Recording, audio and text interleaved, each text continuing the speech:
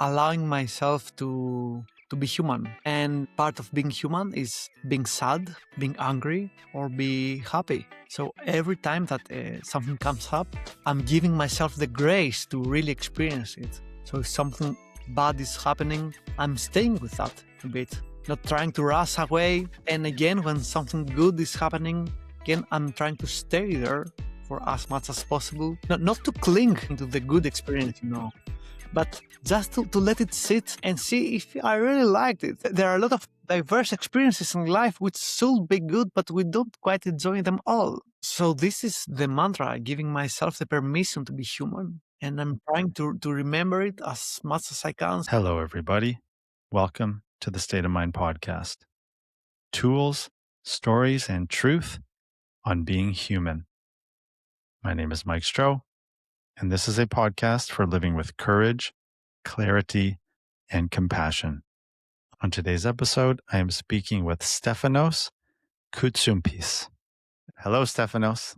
Thank you so much for agreeing to speak with me and to share your wisdom with me and those listening.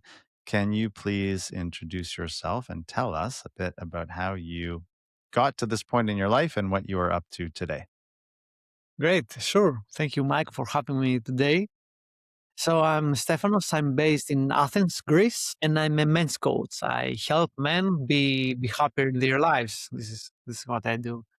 So this came to me actually as a journey for myself as I was growing up and pivoting different jobs and realizing that I was never happy enough, and I got to really experience what it means to make some positive changes in your life. And at some point, I realized that all those things are teachable as well. So I started working with men, helping them be happier. So I have a history of minor depression, of suicidal thoughts, and also I have a PhD in physics and many experience with different hobbies.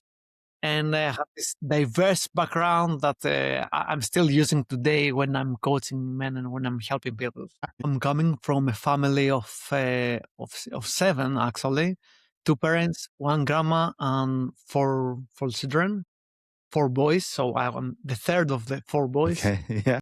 So I grew up in a loud house, and things shifted a lot for me when at 18 I moved out of my hometown to study. So this is the first time that I had to tend for myself. I had to learn to do my own chores or cook my own meal and take care of myself. So this Did was you leave one. Greece or No, no? You but stayed in Greece. I Yeah. stayed in Greece. Yeah. Okay. I moved Yeah. to a different city. Yeah. So that was the first moment, the first pivotal moment in my life. I was always very curious as a child. I always loved to learn. I would watch documentaries, learn about nature, learn about physics. And I was pretty good at school. So this is how I came to study maths and physics and later physics. So later, when I was about to finish my studies, I was from a poor family. So my sole problem at that point, or what I thought was my sole problem, was not having a job. So my first my first instinct was to get a job so I can be self-sustained, so I don't push any more my family about financially, at least. So I came to research and to doing a PhD after all, first as a job. So I was an assistant to a professor in a laboratory, and later this evolved into a PhD. So I was lucky to travel a lot during those years. I traveled a lot in Europe to disseminate the results of my experiments and the work that we were doing. So that was the second pivotal moment in my life. It was not a moment; it was more of a bigger time frame. But I got to travel a lot, to meet different people, different cultures, and realized that this was something that I needed to learn. I learned to learn the language first so I could communicate with different people. And I needed to open up as a person so I can accept different cultures as well. Back again to my growing up from a large family, close family, small city, religious background. So it was all those were new to me. And then the third pivotal phase, not a moment, when I was always very shy. I was afraid of strangers. I will say that I'm an introvert, or I was an introvert at some point. And the third pivotal phase in my life was when I started dating, because I needed to start socializing, meet girls, meet people, open up. And this was really a self improvement journey, because the moment you start opening up to other people, you learn a lot about yourself. So that was the third phase of my life. And then how did you shift from that? I was working for a couple of years as a physicist and as a researcher. At some point, I realized that working in research is a very hard field if you want to grow a career. And I have a lot of friends who did PhDs, and the only options to keep improving and to growing a career was to become a professor somewhere in the world. You can't exactly pick a city. And I realized at that point that I could be happy as a person, even if I was not in physics. I could do other things as well. So I pivoted for some time in project management in IT. I took the background of running research projects into a different field, and I worked as that. And it was a great pivot, actually. My work environment improved, because before I was working in a lab, and it was not the healthier environment to be in. I mean, because you were inhaling a lot of different fumes, etc. So it was a better work environment. I had better career opportunities for growth, even in the same city. I didn't have to switch continents in order to make a career, and the money were better. And as the years came by and I was working like that, I still realized that I was not feeling that successful. I was not feeling that happy inside. And really, I couldn't understand what's going on, because when I was speaking to friends, they were like, okay, Stefan's got it. He's making, he's doing it good. And I will say the same for myself, except that I didn't feel like that. So I had to to go back and really, I went to therapy. I did a lot of mindfulness, and I practiced a lot of positive psychology in order to get a hold of what is going on with me, understand what I'm doing wrong or what I'm doing right, and learn some habits that would really keep me in a good mood. I learned how to accept happiness, and I learned how to accept success, because before that I was doing things that were good, but I couldn't really internalize them. Can you describe what the internal states were like as you were recognizing you weren't being fulfilled by your life? I think a lot of people will empathize actually with that. The first feeling is that it's never enough. No matter how much I do, it's never net. It never feels enough. And for some people it can be work, and they are keep working and working, working. And for some other people, it can be, the FOMO culture, fear of missing out. I need to be in all the parties. I need to be in all the hobbies. I need to meet everyone. I need to be everywhere. I need to smell all the flowers, So this is one thing that people really, really experience. It's never enough, and the time is never enough to do all the stuff. And then there's this feeling of I'm not happy. I'm not feeling that I'm as happy as I should be based on what I'm doing. So there's something off. And I couldn't quite put my finger in what was that. Many years in my life, when I'm trying to remember them, it Yeah. feels like I was in a limbo. Things were happening. I was kind of there, but I was like a ghost there. I can't really remember them clearly, because I was never, never actually there. I was just doing the things, but I was not there. I was on the next thing. My mind was always on the next thing. And something that I learned to do later, and this is why I'm working with men, I learned to really recognize the emotional state that I was in each given moment. Because for many years I was feeling stressed, but I couldn't quite externalize it. and I Hmm. couldn't really understand it. Or I was feeling a lot of anger, which I couldn't express. And, it kinds of comes out as passive aggressiveness or as, being smarter than other people or thinking a lot and staying a lot on your head. And, everyone is saying that they are a chronic overthinker and I was a chronic overthinker. And this was a symptom, of not being able to express my discomfort.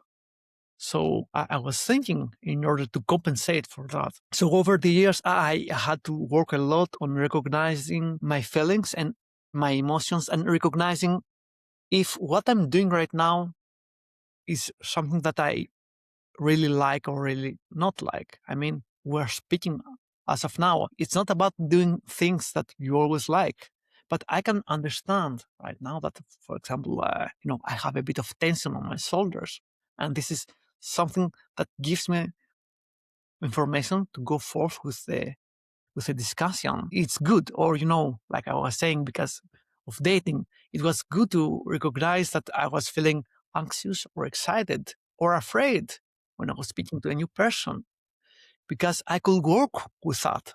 But when all those years that I couldn't tell how I was feeling, I couldn't express it, and I ended up, coming up maybe as someone who doesn't care or someone who cares too much, as a needy person or a detached person. Yeah, and how did you talked about mindfulness. Mindfulness is a buzzword, so to speak, these days. Although what you're describing, at least for me, this experience of being embodied, sort of not being in my head and my thoughts and my projections. How did you, was it through therapy that you found mindfulness, or how did you discover it? And then how did you start practicing, and how are you integrating that into your life these days? Mindfulness was a theme that kept recurring in my life, and I heard it in many different places, from books, from some talks, from some seminars. So it was something that I didn't quite catch it when I heard it for the first time. But as it came back again and again, I ended up finding some guided guided meditations from Sam Harris, I think. Yeah, Sam Yeah, Harris. yeah, he's Yeah, fantastic. yeah, she's fantastic. And this is when I really started practicing, and you know, the reason I liked it and I started doing it is because it was the first time that I got some time for myself or some time with myself. Yes. For me, and I think that this is true for many people, I was one of those people who couldn't sit relaxed in their sofa for more than 2 minutes. Was My mind was always busy and I was always busy. I was physically always busy, always doing something. So when I discovered mindfulness, it was the first time that I gave myself some space to do nothing and sit down with my thoughts and my feelings. I know this is super, super hard. When I first practiced it, there was a lot of discomfort with that. And there's still some discomfort even now. But, Yeah, oh, you yeah. know, the first times there was a lot of discomfort because it was the first times that sat down with Stefanos to see what is going on with him. And Stefanos was not happy at that point.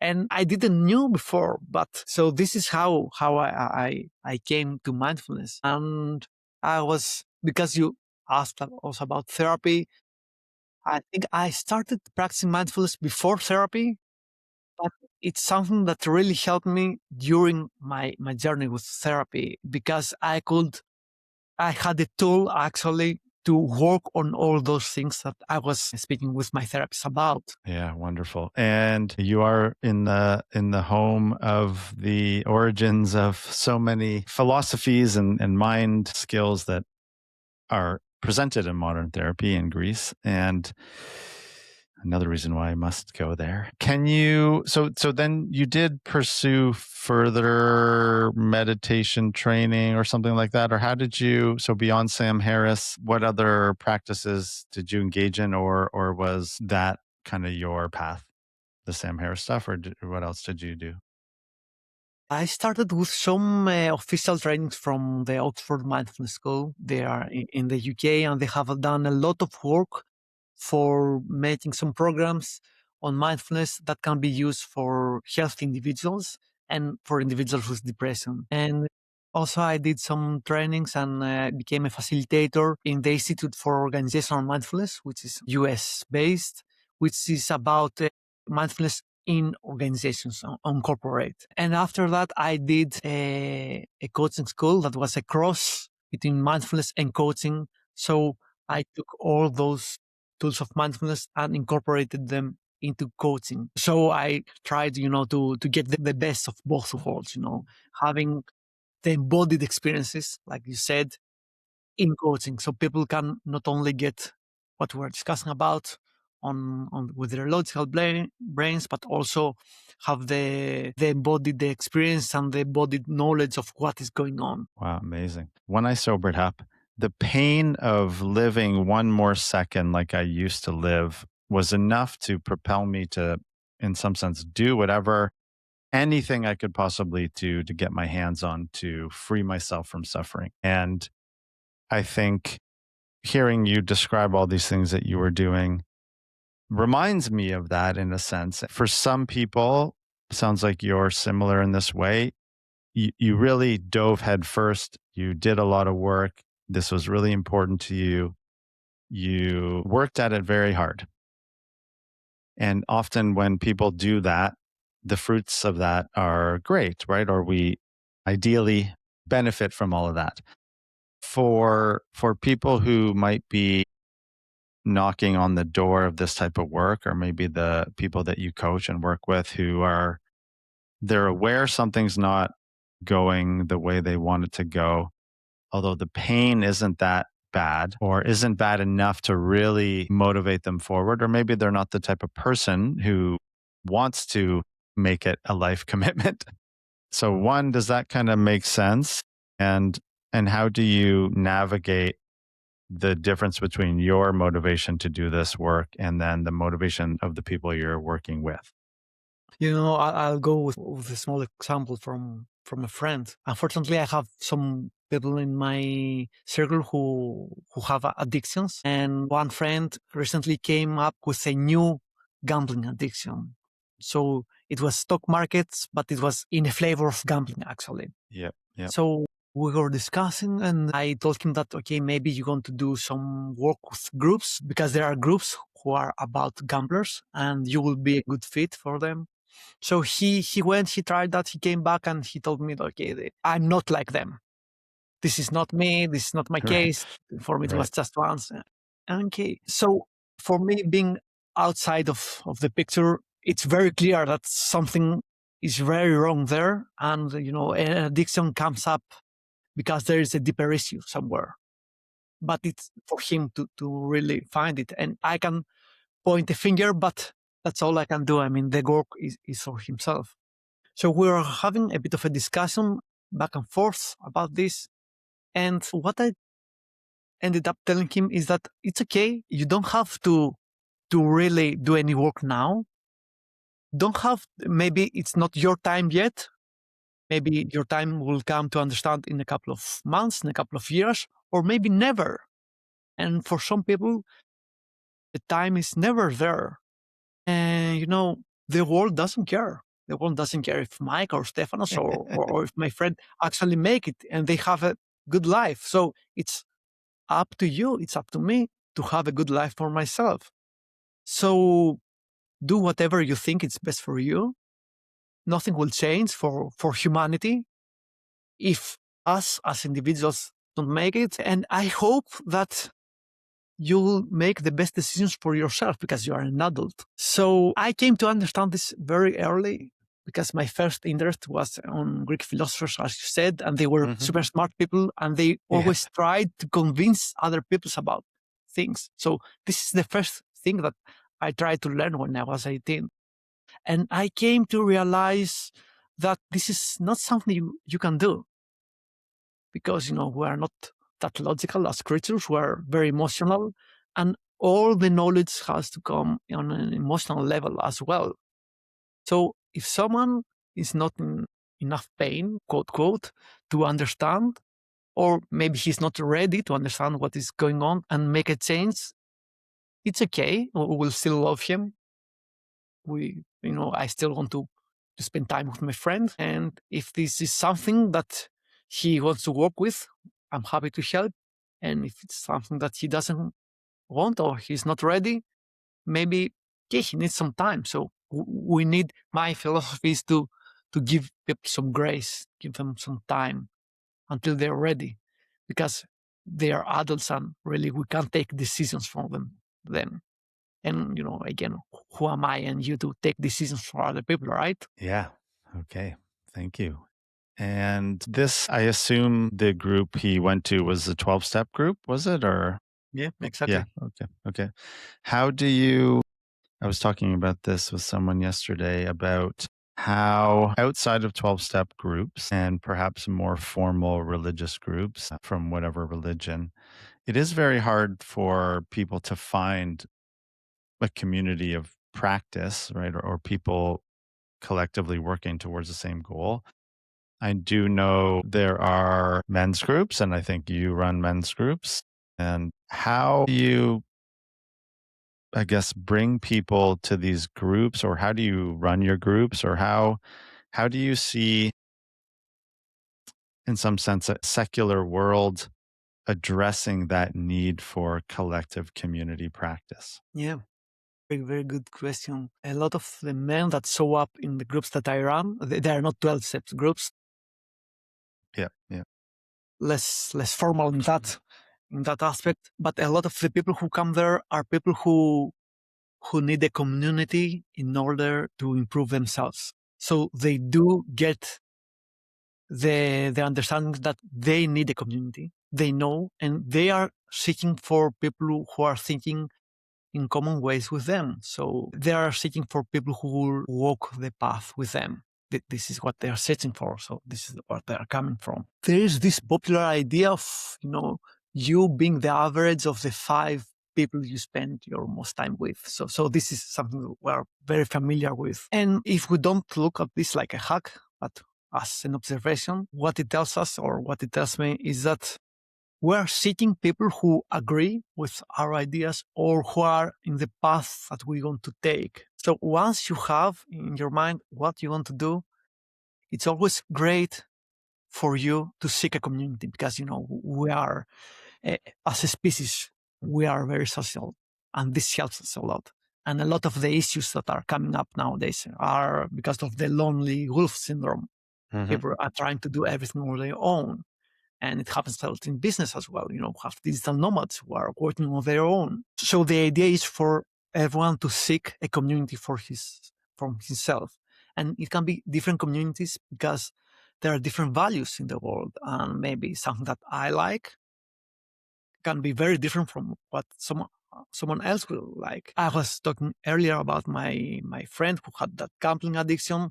So I know that people who are having gambling addictions are searching for others who have the same addiction, so they can spend time with them. And this is, the negative peer pressure, the peer pressure that will make you go even deeper in that. So, but we can take the same on the positive side and have a positive spiral.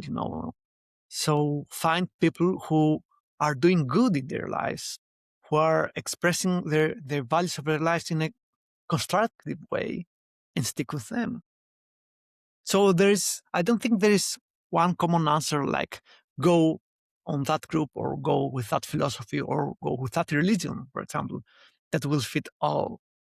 But the mindset of seeking common thinkers is there. And we need actually to push ourselves and expose myself to other people in order to have some real world feedback and to get to people with the common mindset and be exposed to them and grow even through the peer pressure or the osmosis that happens in those groups. Yeah. It's a great word, osmosis. Can you talk a little bit about how, so for people who may be thinking of pursuing a community group or a group practice or whatever it is. I know in AA, generally speaking, the all the meetings and the groups are co-ed, but there are also men's only meetings, women only meetings. And so Can you talk maybe about the difference between how men process these emotional experiences, work with each other, versus, or maybe just help with the stereotypes of all of that, and what helps men be more willing to address things they don't want to talk about? What I've noticed a lot from friends and relatives is that as men, we're very close, and it's super hard to speak to someone who already knows you. So someone who has already an identity of yourself, or a persona of yourself, it's very hard to go and break that identity or that persona and open up about something that you're not feeling very comfortable about either, or very confident. So this is different in men and women. For men, it's very hard to open up in people they already know. It's easier to open up in a stranger in a bar than to someone who's a relative or someone who's a friend. It helps a lot with the groups to set a frame of openness. So for my groups and for many other groups, this is one of the ground rules, that everything is open, everything is very confidential. We're not speaking outside of the group of what others are sharing, and we're respecting everyone.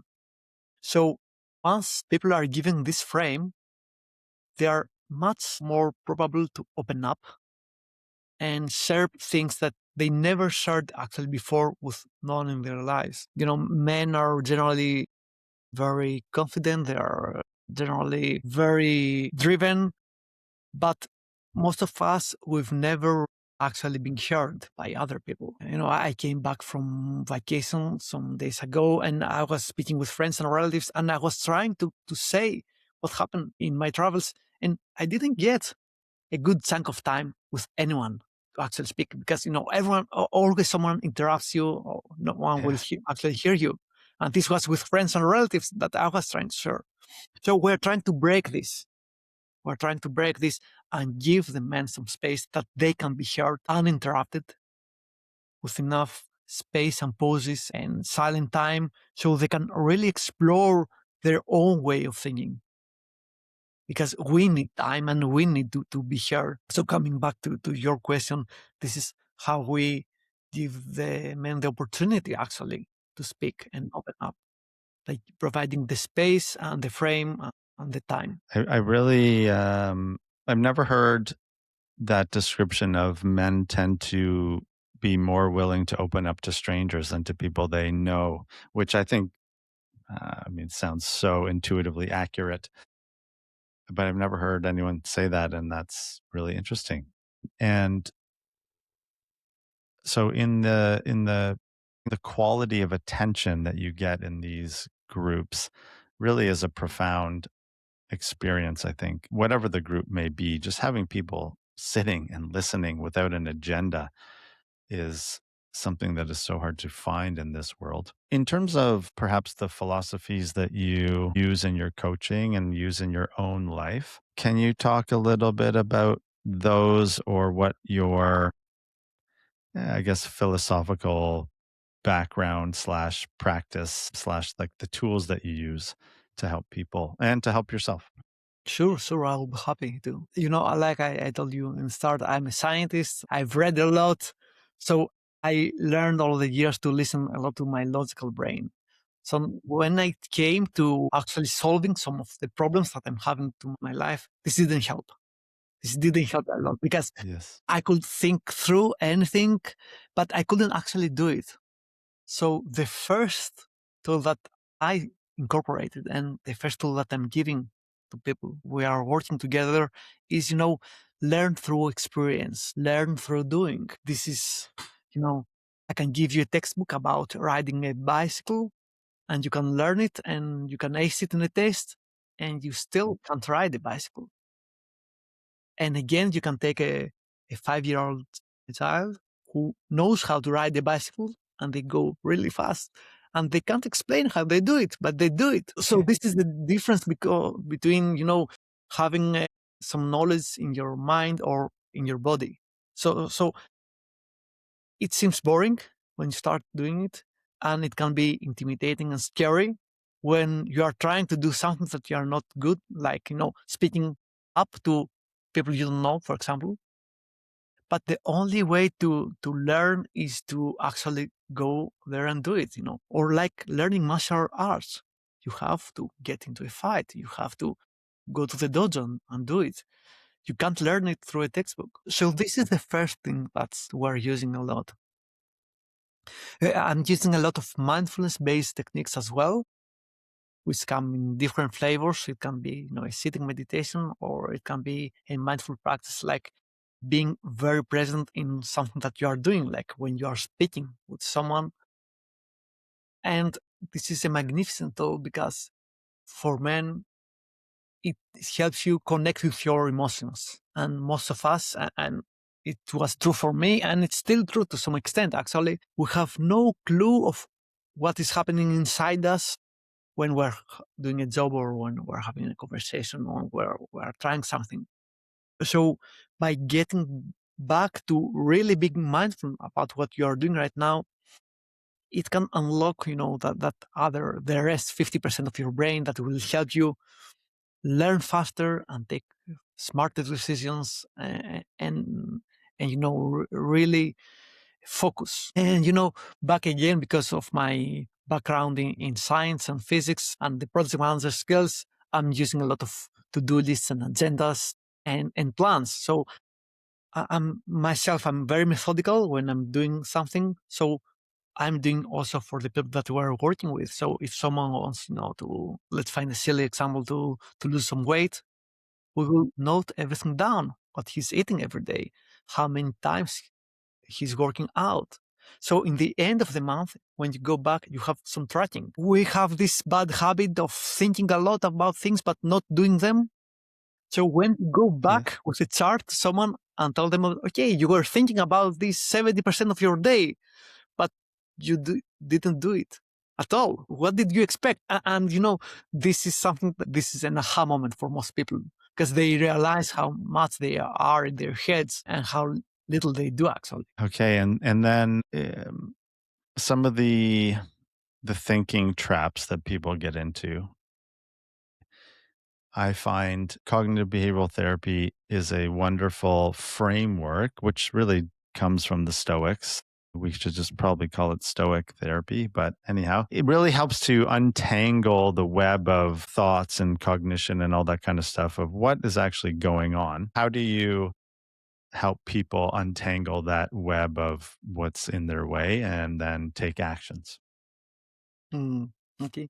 There's not a recipe exactly or a one size fit all thing to do. I'm always starting with the smaller steps, the minimum viable intervention. Like, okay, Hmm. you want to do this big project, this big thing in your life. Okay.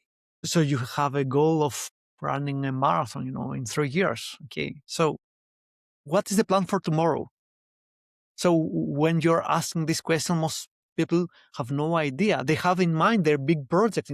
Someone might have a lot of issues with their family, for example, or with their work. Okay, so this is a big issue, and it's very hard to handle it because it's a hot potato. You can't really touch it. But if you go to what can you do tomorrow? What can you do this week? And when you start breaking down like that, it helps people get out of their stress and out of being afraid of the problem and go a bit to the analytical mode, okay, of what are the actual steps.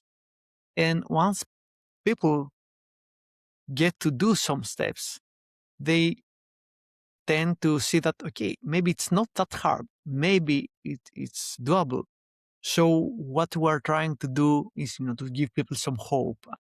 Hope has two parts. It has the part of believing that you can do it and the part of knowing the path that you want to take. So most of the time we might believe in ourselves, but we don't have the actual path. We're too stressed to come up with a path. So once you do some work with someone and help him navigate through the path and they start having some results, some minor results, they can be more optimistic about the future. They can get on track. They can start doing the work. They get to the experiential learning that we were talking earlier, and they are having actual progress. So you have someone who was stuck for a couple of years on something, and then within a week, they've done some progress. And sometimes me as a coach, I'm not very happy with the progress that they are having, but for them, it's something new. And I'm trying to get some feedback on how is this working out, and they're very happy because they did actually something. So then I'm happy for them as well. How have you practiced, or how did you learn how to allow yourself to be happy or allow yourself to acknowledge the good things? I think what made me think about that is just this idea of once people just start putting one foot in front of the other, they do experience some pleasant emotion. And sometimes we turn away from that or we don't want to allow that in. And I'm just kind of curious how you learned how to do that. One very nice way, but it didn't work for me. But I will Yeah. mention it anyway because it Yeah. works for other people. Yeah. Is keeping a gratitude journal. Every day noting down some things that you are happy about or grateful about. And I love this because it helps you shift your focus on the positive things that are happening in your life. And I know that people can have a super hard time, but then again, there are some nice moments within your day, which can be, even very simple things like enjoying a cup of tea or a cup of coffee. So I did keep a gratitude journal for quite some time. It worked better for me when I incorporated it with mindfulness. So I had it and I was doing it in my mindfulness practice because at that point I was really able to focus and experience the good feelings. And again, back to my case, give myself the space I needed to really let those feelings sit down on me. Because, every time that something good will happen to me, I will brush it off. Like, okay, I don't need it. I should keep going to the next good thing. And nowadays, I'm still learning to do that, to sit down with the good feelings. Or when something good is going on, just rest there and enjoy it instead of going on to the next good thing that might come. But by this is the FOMO culture. By keep going about thing after thing after thing, you never experience really anything. So in my case, I learned to experience the good things as well. Because I didn't know how to experience the bad things. I will suffer a lot from this. Are there any things that I love what you said earlier. It's never enough. This idea of it's never enough. It's never enough. And you sort of bring that up now. If I sit and allow this pleasantness now, then I won't get the next good thing or something like that, or I'll miss out. Any particular, I don't know if it's mantras or the way that you talk to yourself that allows you to embrace the good or give yourself some appreciation. How do you practice with that, or how are you? I'm actually using a mantra from my teacher on positive psychology from Tal Bel Shahar, and it is that um, allowing myself to be human. And part of being human is being sad, being angry, or be happy. So every time that something comes up, I'm giving myself the grace to really experience it.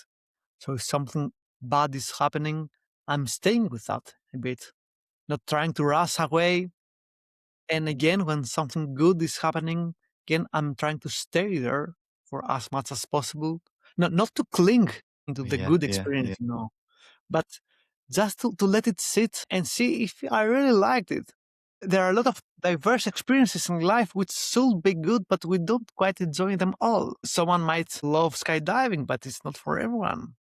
Or someone might love a glass of wine, but it's not for everyone. So this is the mantra, giving myself the permission to be human. And I'm trying to remember it as much as I can. So I give myself the grace to experience the emotions, either the ones that I want to experience or the ones that I prefer to not experience. Yeah, thank you. I love how you mentioned the idea that you also cannot cling to the positive experiences. And I find sometimes it was certainly true for myself when you see people walking their path or whatever, and they start to experience the benefits of their work and joys and or things that are good in their lives. And then as everything's impermanent, of course. So the good also goes away. And then what often happens for people is they think either it's not fair or how did this happen? I was doing all these things that I was supposed to do and it was good for a while and now it's not good. And therefore I must be doing something wrong. And therefore I need to go on some other journey to figure out and reclaim and cling to that happiness. I think for me, it's a tension of accepting that life is good and bad. Things are unpleasant and pleasant, and that's okay. I sometimes I don't like to accept that, and bah, it's annoying. I don't know what else, kind of how else to summarize that. The idea of acknowledging your humanity in self compassion practice, which I love a lot. One of the core components is this idea of common humanity. And I do think I think in therapy as well, it's often can be superficial happiness or elusive kind of momentary happiness that gets promoted rather than this idea of, yeah, we are all human and it's okay to suffer. And it's also okay to be happy and to acknowledge all these things and to experience that and to allow that. Anyway, that's how I talk to myself about these things often, and I find that helpful. Outside of, so you said the gratitude practice in the beginning per se didn't work. Are there other practices, or do you have much experience with the loving kindness stuff from meditation teachers, or what are other ways you work at cultivating that more positive or pleasant emotional experience? For me, all the loving kindness, all the self compassion practices in mindfulness work a lot. And there are things that are not mindfulness based that are working as well. And for example, charity, and not in the means of just giving away money to somewhere you have no clue about, but to actually help someone is something that has a profound effect in a lot of people. I'm going back to men again, but this is what I know best. Yeah. We are wired to provide for our families and to provide for our friends. And what I see, and what I see with my friends as well, is that they are always very happy to support and provide when you need some help. And this can be whatever. It can be financial help. It can be, when your car breaks down, or when your girlfriend will dump you, and they are there for you. So providing support for those in need is something that can be very helpful to you as well, and because you practice compassion at that point towards other people, and we are wired towards compassion actually, so we do feel better. And then there again, there are other things like, working out, because when you work out, you have all those hormones in your body and you feel better. So there are even statistics that are saying that working out is a better drug than SSRI, which is an Yeah. Yeah. antidepressant. And or maybe we can say that it's part of a healthy nutrition. Working out is something that you should do in any way, because you were built to somehow move. So for people who don't move that much, and I work in an office, I don't move that much as well. I can tell that those weeks that I don't work out at all, something is biting me, something is off. So I learned to recognize that it's lack of exercise. But what about those people who never exercise? They have no clue. So this is an easy practice as well. As the clock dwindles away on us here, anything in particular that we haven't discussed or things that you're interested in and doing work wise personally that you want to discuss before we say goodbye? Some time ago, I prepared a small guide, and people can find it on my website. It's free, and it has this big name of 5 things you can try today to feel happier without quitting your job. But the essence of that is that I gathered 5 mini interventions someone can try from themselves in order to really get some immediate results in their mood. Because I know that there are some, not some days, but some periods in our lives that we can really, really go down with ourselves, really, really feel bad with ourselves. And most of the time, we tend to forget some of the good habits that we had the rest of the periods when we were feeling at least better. So I've gathered 5 small habits that people tend to forget when they are not that happy. I have some directions, etc. So if you try and follow one of them, the aspiration is that someone will feel better. So I've been giving this away. People have been trying it. It's working great. So if someone is interested, they can find it in my website. It's very easy. So I would be happy. Wonderful. And your website and these details will be in the show notes for people to check out. And I'm on your website right now, and I'm gonna get my free guide right now. So I just signed up for it. So thank you. I'm going to check that out. And Stefanos, thank you so much for your time today and sharing these things with us. And also just for being a human being who is willing to do this work. It's always inspiring to hear. And again, thank you so much. Thank you, Mike, for letting me share. Thanks for listening to this episode of the State of Mind podcast. Before you go, pick one idea from today's episode and practice it this week. Remember, live with courage, clarity, and compassion. Practice inner strength and develop within. If you enjoyed this, please follow, subscribe, share it with someone who you think might find it helpful. And if you are so inclined, please leave us a quick 5-star and positive review. We would greatly appreciate that. I wish you all the very best. Take it easy. Peace out.